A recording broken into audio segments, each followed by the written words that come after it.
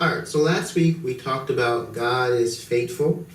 If you haven't watched that video yet, you can go ahead and click this annotation right here. But this video we're going to talk about God being holy. God is holy, but what does it mean to be holy? Now, typically when we think about holiness, we view it more as this moral superiority. I'm better than you because I don't do certain things. I don't do bad things. Therefore, I'm better. I'm a good person. I'm holier than thou. But that's not necessarily what it means to be holy. In the Hebrew at least, the word kadosh, which is usually translated as holiness, literally means to be set apart, especially for a divine purpose or some sort of spiritual usage. So when we say that we are holy, we're not saying that I'm better than you because I don't do bad things, but what we're saying is my life has been set aside for a specific purpose. My life has been set aside for a divine purpose. Let's say you're an athlete, right? There's certain things that you do and that you don't do because your lifestyle has to be set aside to fit the parameters of being an athlete. For example, you probably wake up early and work out for hours, right?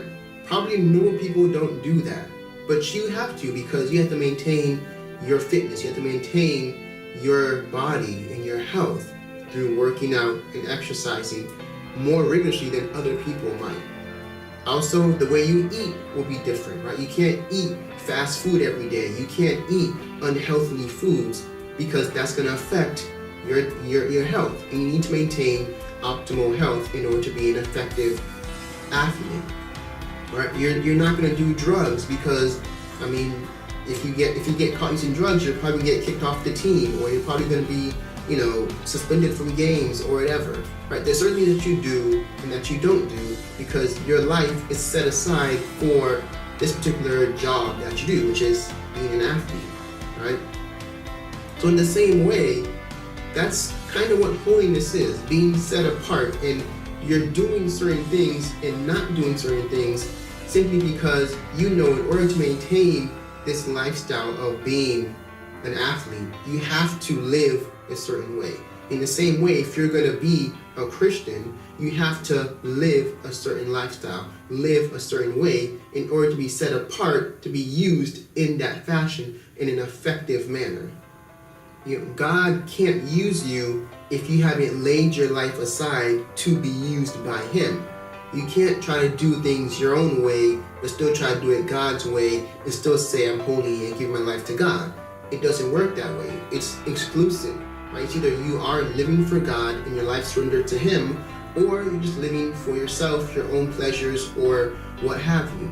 But you can't have it both ways, right? You have to dedicate your life to God or just live it for yourself. And if we're going to go back to the moral issue, it is possible to do the right thing or to be moral, but still not be holy. Because again, to be holy means to set your life aside for the will of God, for the glory of God, for the purpose of God. So you can be doing all the right things, but if you're not doing it with a mindset of, I'm setting my life aside to serve the Lord, then you aren't being holy. Sure, you're being a quote-unquote good person, but you're not being holy.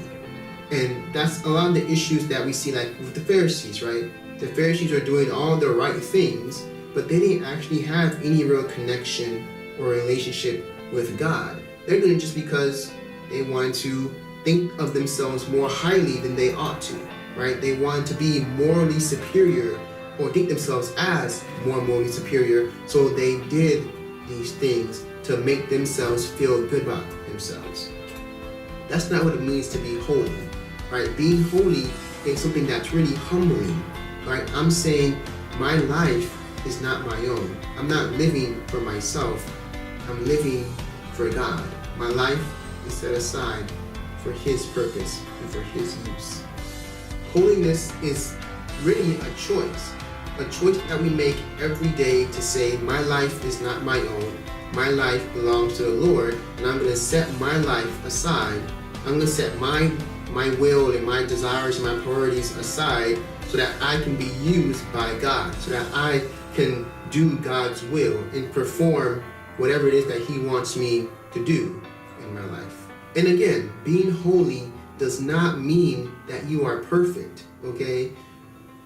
For example, right? Probably the most famous person in the Bible, other than Jesus, of course, is David, right? And David is known as the man after God's own heart. But David was not perfect. David was not sinless. David was not blameless. He had his faults. He had his, he slept with a married woman. He then killed that married woman's husband and then tried to cover it up and just did all types of crazy, sinful things. But yet, he's still considered as the man after God's own heart, right? It wasn't the fact that he was perfect that made him holy and made him recognizable in God's sight, but it was the fact that he later on set aside his life to be used by God. Same with Abraham, right? Abraham was not a perfect person either, right? He had his faults, he had his flaws, he had his doubts, he lied, he did all types of things. But again, he's still regarded as the father of faith, right? Not because he was perfect and he had all his moral ducks in a row, but simply because he said, I'm going to lay aside my life to be used by God. Right? Holiness is based upon a decision to say, my life is going to be used for God's glory and God's glory alone. So when the Bible says to be ye holy just as the Lord God is holy, it's telling us that the same way that God has a set standard and principles that He sets Himself aside and lives by, He wants us to do the same thing. He wants us to set our lives aside so that we can be used and we can live by the same principles, by the same standards that He has set and that He lives by, right? When the Bible says that we are supposed to be a peculiar people, a peculiar nation, it's saying that we need to live differently. We need to approach our lives differently than other people because we have a different mission, a different focus, a different motivation behind why we live and why we do what we do. We're doing it because we love God, we love people, we want to serve God, and we want to serve people. That should be our mindset, our motivation, and if we live our lives with that mindset, we will be living our lives differently than most other people would be. And it's through that that we'll become holy, just as God is holy.